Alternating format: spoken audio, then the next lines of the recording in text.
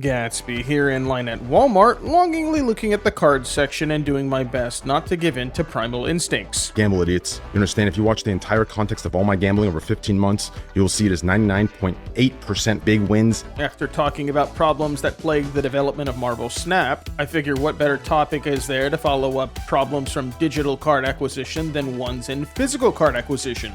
For the unaware, first off, how did you even find this channel? That doesn't matter, there's still time, close the video, save yourself. Booster packs are the original gacha game. An assortment of cards sold like lotto tickets for children hopeful to find rare cards exceeding the value of the pack, only to end up with a bunch of cards that they don't actually need.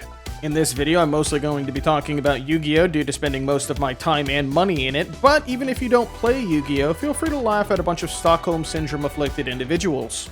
Generally speaking, Yu-Gi-Oh! Regularly releases three types of booster products in main sets, side sets, and specialty product. There are other procurement methods like structure decks and begging at locals for bulk, but that's for people without a disposable income. When talking about main sets, they're composed of about 100 different cards with the following breakdown. New archetypes or support for existing archetypes regularly debut here, with some of them even being playable. A few examples of this include Age of Overlord that introduced the Snake Eyes strategy, an entirely new archetype that commanded a large chunk of the meta relevance until recently when it was finally taken out back. And Phantom Nightmare that provided retro support for the existing archetypes of Snake Eyes. The Yubel strategy from years prior by printing support that ups consistency, and a boss monster that Konami playtesters definitely didn't forget to put a "you may only summon this card once per turn this way and only once" clause on. Another way to sell product is the inclusion of staples, cards with lasting impact on deck building that don't necessarily develop their own strategy, but instead are useful tools. Things like the very generic SPN Typhon from the Age of Overlord set, and the most recent arrival of the Molt Charmies found in Infinite Forbidden and Rage of the Abyss. The price of staples usually sit at a higher price due to being generically available to most strategies, which is important when looking at the rarity splits of these cards. And that, in my opinion, is where the main sets fall short of expectation. Originally, Pack Breakdown guaranteed a non-foil rare card in each pack with the following pull rates. This changed in February 2016 with Breakers of Shadow, which gave us the modern pack breakdown of 1 super rare guaranteed in each pack, and the bumped ultra rates of 1 in 12 to 1 in 6, with secrets being from 1 in 23 to 1 in 12. Chase rarities have also come and gone, with the 2007 Tactical Evolution Ghost Rare and the 2019 Rising Rampage Starlight rarities, but for now just ignore chase rarities, as I'm more interested in asking the question, what does this mean to someone who just wants to build a deck? With the expected rates per box usually providing 4 ultras and 2 secrets, and 3 copies to a playset, with an MSRP of a sealed box of 24 packs being $80. If you wanted a playset of one specific secret rare, you would have to hit a 1 in 10 for 3 out of the 4 shots provided. This is also assuming you're only needing a playset of one of the secrets in the box. For those reasons, highly sought after secret rares on release could be anywhere from $80 to $100 or even more, and ultras could be upwards of $20 to $40 a piece. For less important cards occupying high rarity slots, prices go from $80 to $100 on the high end to being worth less than $5 for a secret rare, with some ultras on the low end being priced less than $1. This feels miserable when cracking packs, especially after finding the last high rarity pull and knowing that the rest of your box is likely spin. When looking at side sets, it's similar but different, usually being filled with 3 new archetypes and a very tight card pool of about 60 cards with the following breakdown. More recently, these sets have been given the term deck builder sets, and for the most recent deck builder set of crossover breakers, we were provided 2 new archetypes, both expected to be the tier 1 strategies going into the new year with Ryzel and Malice, and a third one that doesn't exist. And while Legendary Duelist sets also qualify here as a tight card pool tailored to 1 or 2 archetypes plus a few extras and reprints, to keep things simple, we're just going to talk about deck builder sets. Averaging 3 to 4 ultras per box, you're at the mercy of pulling the right archetype, but this assumes that all archetypes present are weighed the same in the ultra slot. Crossover Breakers does have 3 archetypes, but the ultra split looks like this, with Malice holding 4 slots, Ryzel holding 5, and Pokemon Emerald holding a single slot. On one hand, you're almost guaranteed to come out net neutral or positive if you buy a box, with all 3 main deck Ryzels going for about $25 a piece, and Malice White Rabbit and Underground going for $40 a piece. release, due to needing playsets of each of these cards if you intend to play the archetype. That said, it feels terrible to encourage predatory rarity bumps, especially when that's not even the worst example of this practice. When you look at Wild Survivors, released June 2nd, 2023 in the Vanquish Soul archetype, slotting the archetype between burgers and dinosaurs, Vanquish Soul was obviously the reason people were going to buy the set, and as a result, 7 out of the 10 Ultra slots were occupied by Vanquish Soul cards, resulting in an egregiously high-priced core despite being painfully mid. There is another scenario to consider though, being January 20th, 2023 with Amazing Defenders, and with the added ability of Hindsight, Makanko, Pearly, and Rescue Ace, they truly were amazing defenders with each deck getting tops. But that wasn't the case on release, where all 3 strategies felt borderline useless until the announcement of their second wave of support. It's at the point where players are just expecting custom cards to be on the horizon for failed archetypes, leaving people playing side sets like an investment game, trying to determine if a Fire Hydrant is going to be worth $5 or $50 in 6 months' time. Lastly, let's talk about specialty product, and admittedly, yes, it's a very wide category, being sets with a significantly larger card pool, very little focus, and most importantly, frequently asked for reprints. Again, to keep things simple, let's mainly focus on the Rarity Collection boosters and annual 10s. When it comes to specialty product, they feel great to purchase almost any time.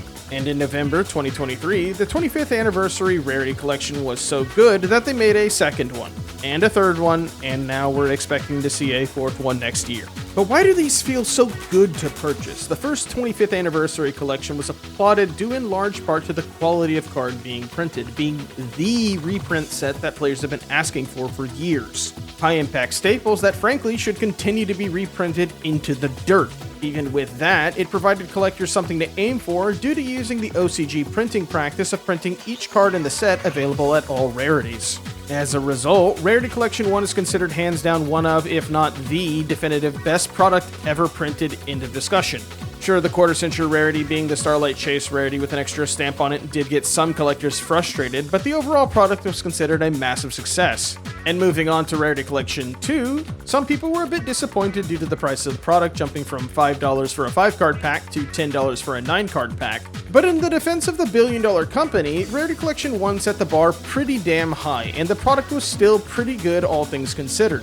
Rarity Collection 3, or Quarter Century Bonanza, released on November 8th, 2024, is where I start having some questions though. Additional reprints for cards like SP, Bonfire, and Thrust were nice to see, but they were also nice to see 2 months prior in the Dueling Mirrors 10.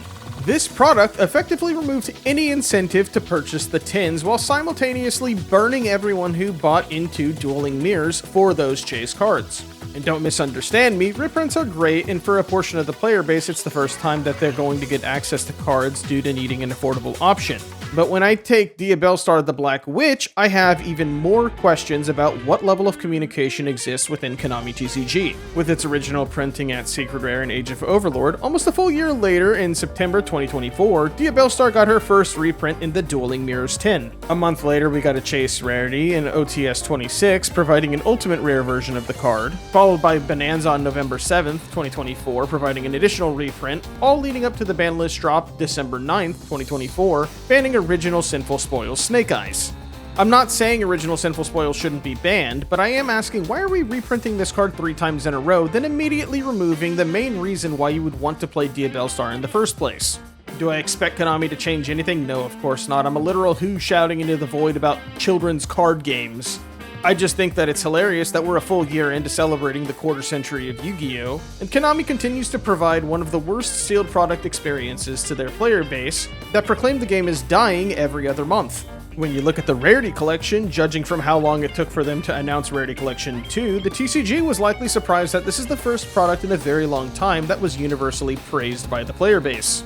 Surely the reason why the Rarity Collections are doing well is because of the QCR rarity, and not because the set provides players the opportunity to buy cards at the rarity that they want, without multiple stacks of trash bulk whose only value is keeping me warm in the winter.